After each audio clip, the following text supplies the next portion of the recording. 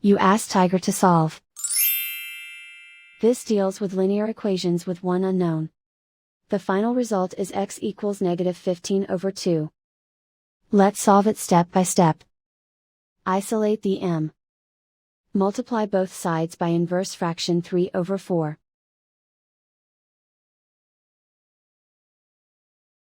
Group like terms. Multiply the coefficients. Simplify the fraction. Multiply the fractions. Simplify the arithmetic.